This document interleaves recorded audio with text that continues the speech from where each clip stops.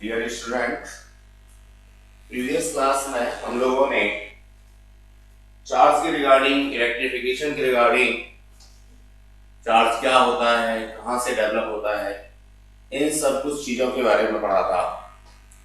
अभी आज की क्लास में हम लोग एक्चुअल में चार्ज की ट्रांसफर की मैकेनिज्म के बारे में डिस्कस करने जा रहे हैं कि चार्ज हमारा ट्रांसफर होता कैसे है और क्यों होता है।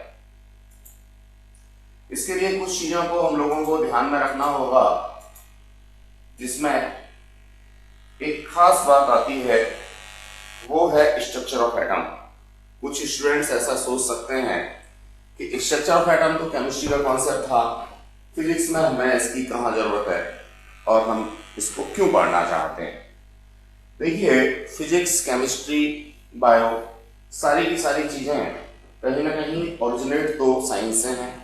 साइंस का एक्सपेंशन हुआ, साइंस में बहुत सारा कंटेंट डेवलप हुआ, तो हम लोगों को ये बाइफर्केशन करना पड़ा। इन चीजों को हम अलग अलग नहीं कर सकते।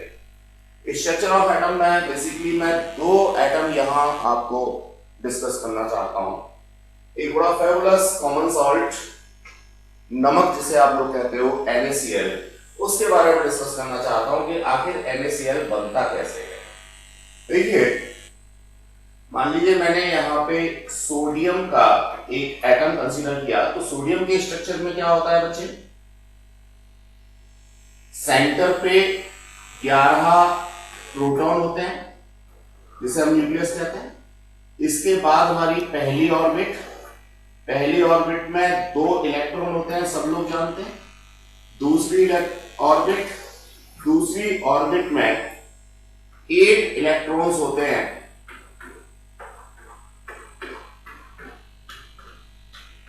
और जो तीसरी ऑर्बिट होती है, जिसको मैं कह सकता हूं outer most orbit of the sodium, उसमें हमारा 1 इलेक्ट्रॉन होता है।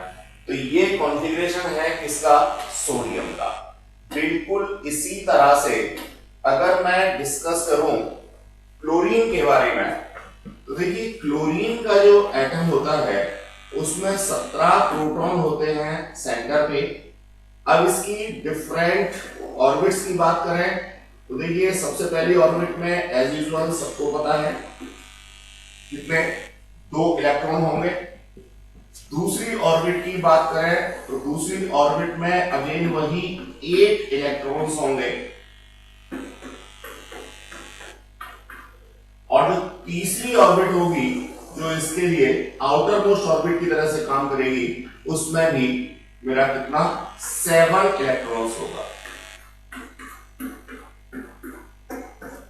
इक्वली स्पेस्ड होते हैं। तो ये कॉन्फ़िगरेशन हम लोग देखते हैं। अब अगर मैं यहां total charge contained by sodium की बात करूं, तो देखिए नंबर ऑफ प्रोटॉन बराबर है नंबर ऑफ इलेक्ट्रॉन के। ऐसी स्थिति में जो नेट चार्ज है वो कितना है? 0 है। एंटिटी इलेक्ट्रॉन के ऊपर और प्रोटॉन के ऊपर बराबर है, लेकिन अपोजिट चार्ज की है। गेटिंग द कॉन्सेप्ट और नॉट? इसी तरह से अगर मैं यहां क्लोरीन में बात करता हूं, तो नंबर ऑफ प्रोटॉन बराबर है नंबर ऑफ इलेक्ट्रॉन्स के। तो ये भी इलेक्ट्रिकली न्यूट्रल कहलाएगा। इसके ऊपर भी जो नेट चार्ज है वो 0 होगा। लेकिन डियर स्टूडेंट, अगर मैं इनको थोड़ा सा भी नजदीक ले आता हूं, तो क्या होता है? ये जो सोडियम का आउटर मोस्ट ऑर्बिट का 1 इलेक्ट्रॉन है, ये थोड़ी सी ही एनर्जी पा करके, इसको कहीं से थोड़ी सी भी एनर्जी मिल जाए तो ये तुरंत अपनी ऑर्बिट को छोड़ देता है। कहां जाएगा? जहां कोई ऐसा एटम इसको मिलेगा जो इलेक्ट्रॉन को चाहता है।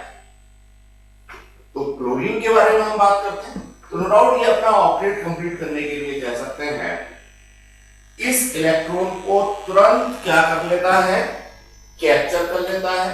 और जैसे ही ये इस इलेक्ट्रॉन को कैप्चर करता है, ये इलेक्ट्रॉन यहां पे आता है। तो अब मैं एक बड़ा मजेदार सा कॉन्सेप्ट यहां देखता हूं कि दोनों के ऊपर number of electrons and number of protons differ हो जाते हैं। यहां मैं क्या देखता हूं, यहां देखता हूं कि नंबर ऑफ प्रोटॉन ज्यादा हो गए नंबर ऑफ इलेक्ट्रॉन्स से, क्योंकि एक प्रोटॉन एक इलेक्ट्रॉन चला गया। अब यहां नंबर ऑफ प्रोटॉन कितने रहे 11 और नंबर ऑफ इलेक्ट्रॉन कितने हो गए 10। अल्टीमेटली इसके ऊपर एक पॉजिटिव एंटिटी चार्ज, जिसे मैं पॉजिटिव ई के बराबर चार्ज कह सकता हूं, डेवलप हो जाता है 1.6 इंटू 10⁻⁻19 कूलम। बिल्कुल इसी तरह से जब यहां मैं देखता हूं तो यहां क्या होता है, अब यहां पे ये वाली कंडीशन नहीं है, अब यहां नंबर ऑफ इलेक्ट्रॉन्स ज्यादा हैं और नंबर ऑफ प्रोटॉन्स कंपैरेटिवली कम है। यहां नंबर ऑफ इलेक्ट्रॉन्स की बात करते हैं तो कितने होते हैं 18 हो जाते हैं, और नंबर ऑफ प्रोटॉन्स कितने हैं, जितने पहले थे 17 थे। यहां अगर मैं देखूंगा तो चूंकि यहां इलेक्ट्रॉन की नंबर ज्यादा है तो एक negative charge that is 1.6 into 10⁻⁻19 coulomb इसके ऊपर डेवलप हो जाता है। तो ये वो केस था जिसमें मुझे बाहर से कोई एनर्जी इसको नहीं देनी पड़ती और ये नजदीक आते ही अपने आप से हो जाता है। आप चाहें तो इसको नाम देते हैं क्या, आयनिक रिएक्शन। आप सबको पता है आयनिक रिएक्शंस में एडिशनल एनर्जी देने की जरूरत नहीं होती, स्पेशली सोडियम क्लोराइड की फॉर्मेशन में आपको ये बात अच्छे से पता होनी चाहिए। आई थिंक सो आपको ये कॉन्सेप्ट क्लियर हो गया होगा। बस इसके बिल्कुल एनालॉगस कॉन्सेप्ट चार्ज ट्रांसफर का हम लोगों को मिलता है ग्लास रॉड का और सिल्क का। मान लीजिए मेरे पास में ये कोई एक सिल्क का क्लॉथ है, ये सिल्क क्लॉथ है। अब इस सिल्क क्लॉथ को मैं रब करता हूं किससे, ग्लास की रॉड से। ये मान लीजिए मेरे पास में ग्लास की रॉड। अब देखिए ग्लास की रॉड को मैं कंपेयर कर सकता हूं सोडियम के साथ और सिल्क को कंपेयर कर सकता हूं इसके साथ, क्लोरीन के साथ।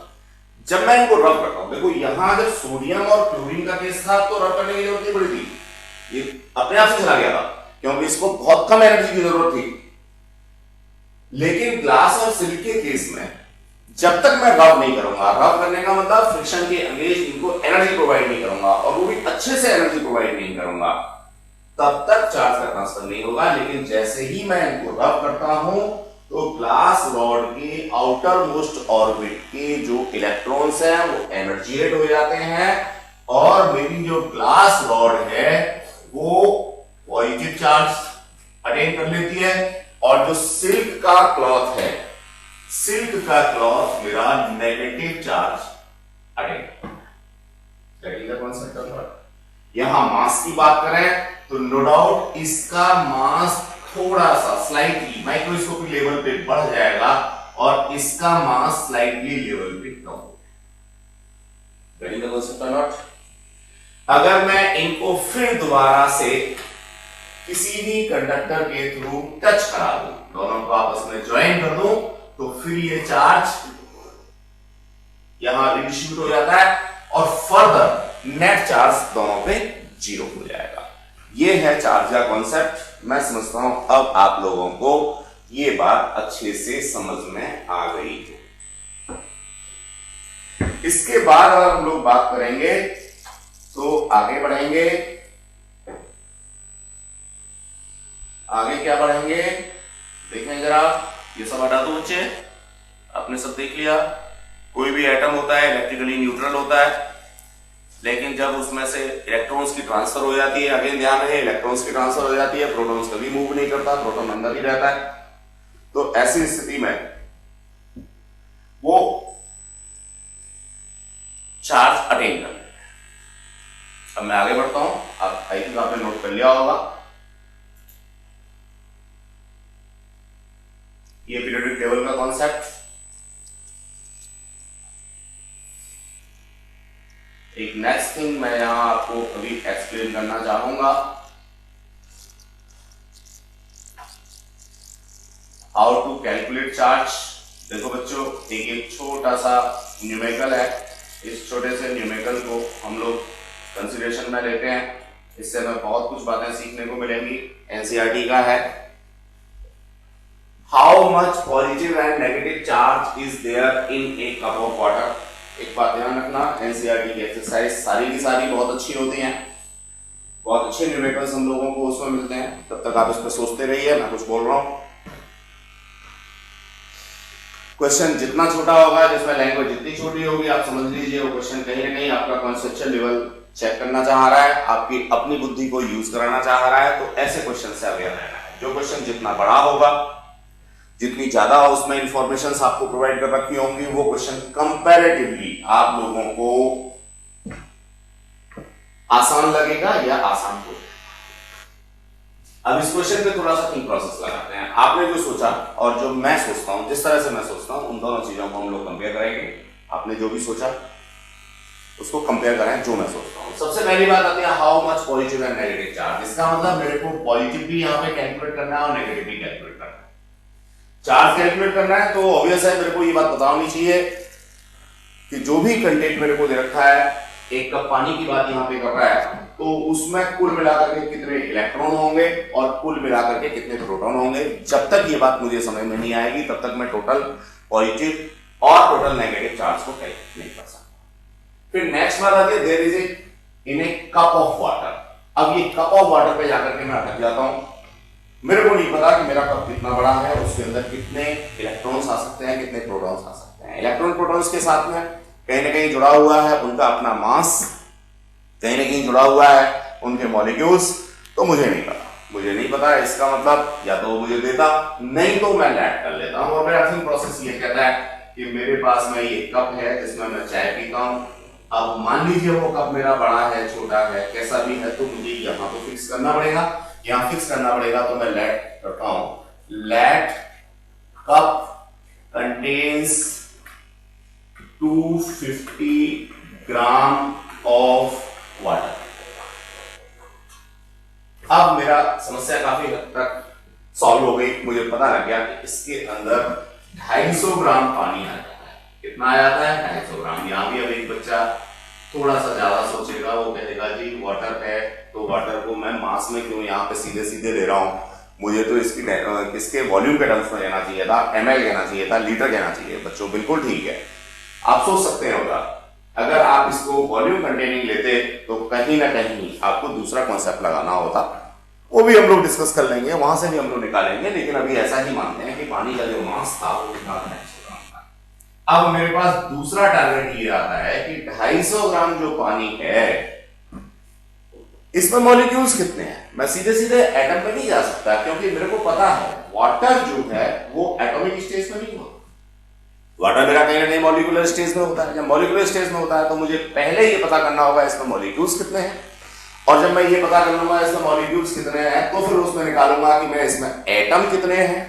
और जब मैं एटम निकाल लूंगा तो फिर मैं कैलकुलेशन करने की कोशिश करूंगा कि एक एटम के अंदर इतने इलेक्ट्रॉन होते हैं, इतने प्रोटॉन होते हैं, तो टोटल चार्ज पॉजिटिव कितना होगा और टोटल चार्ज नेगेटिव कितना होगा।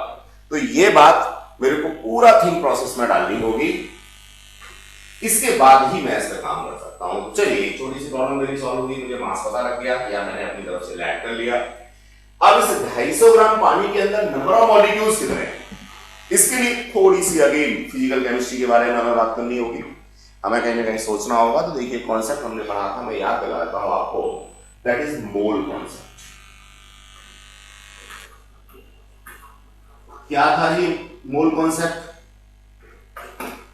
मोल कॉन्सेप्ट ये कहता कि भैया अगर मैं मॉलिक्यूलर मास ले लूं तो उसमें 6.023 इंटू 10⁻23 मॉलिक्यूल्स होंगे। अब वाटर है, मॉलिक्यूलर मास, ये भी एक नई समस्या खड़ी हो गई। कुछ नहीं सर, मैंने केमिस्ट्री पढ़ी है, मुझे पता है कि जो वाटर है उसका मॉलिक्यूलर मास 18 ग्राम होता है। कैसे होता है ये बात भी हम समझ लेंगे अभी थोड़ी देर में। या चलो पहले समझ ही लेते हैं कि भाई मॉलिक्यूलर मास इसका 18 ग्राम कैसे होता है। देखो, H2O के बारे में सब जानते हो, H2O, H का जो वेटेज है वो कितना है, 1 है। वेटेज के साथ में 2 लगे हुए हैं तो मल्टीप्लाई किया मैंने 2 से। ऑक्सीजन का वेटेज कितना है, जल्दी बोलो, ऑक्सीजन का वेटेज कितना है 16। अब मैंने इस 2 को 16 के साथ में ऐड किया तो कितना आ गया 18। इस तरह से मैंने मॉलिक्यूलर मास की कैलकुलेशन अपने दिमाग में की, यहां सीधे सीधे लिख दिया कि 18 ग्राम मॉलिक्यूलर मास होता है किसका, वाटर का, H2O का। तो 80 ग्राम of water contain how much 6.023 into 10 to the power 20। 18 ग्राम जो पानी है वो 6.023 into 10 to the power 23 molecules को कंटेन करेगा। मेरे पास पानी कितना था 250 ग्राम था, तो 250 ग्राम कितना कंटेन करेगा। मैं यहाँ पे यूनिटी सिस्टम लगाऊंगा। यूनिट सिस्टम क्या होता है, सिंपल सा, हम मार्केट से मान लीजिए केले लेने गए तो हम कहते हैं कि 12 रुपए के 12 केले तो 1 रुपए का 1 केला, 60 रुपए के 12 केले तो 5 रुपए का 1 केला। यूनिट सिस्टम बड़ा पुराना है, जरा उसके ऊपर सोचना क्या है। चलिए, तो 1 ग्राम वाटर कंटेन करेगा 6.023 into 10 to the power 23। मैं बात कर रहा था 250 ग्राम की, तो 250 ग्राम वाटर या 250 ग्राम वाटर कंटेन करेगा कितना 6.023 into 10 to the power 23 over 18, that is unity system, multiplied by 250। तो यहां से मेरे को नंबर ऑफ मॉलिक्यूल्स आ गए। क्या आ गए, नंबर ऑफ मॉलिक्यूल्स आ गए कि भैया इतने मॉलिक्यूल है। ठीक है, अब जो अगेन वाटर का 8 मॉलिक्यूल था, इस मॉलिक्यूल के अंदर जरा हम चार्ज की कैलकुलेशन की बात करें। नीचे तो हमने मास की कैलकुलेशन की है, ऊपर मैं इसके चार्ज की कैलकुलेशन की बात करता हूं। तो देखो, एक मॉलिक्यूल के ऊपर 2 एंटिटी प्रोटॉन यहां होते हैं और 6 एंटिटी यहां होते हैं। प्रोटॉन्स की बात कर रहा है। ऐसे ही 2 इलेक्ट्रॉन यहां होते हैं और 6 इलेक्ट्रॉन यहां होते हैं। यानी ओवरऑल अगर मैं H2O की बात करता हूं तो 2 + 6, ऐसा ही है कुछ या कुछ फर्क है, जरा सोचिए, देखिए और मुझे बताइए। पीरियोडिक टेबल आप सबने देखी थी, ऑक्सीजन की बात हमने की थी, जरा देखें, लगाओ थोड़ा सा दिमाग। अगर नहीं इसमें आपको कुछ नजर आता है तो बताओ मुझे।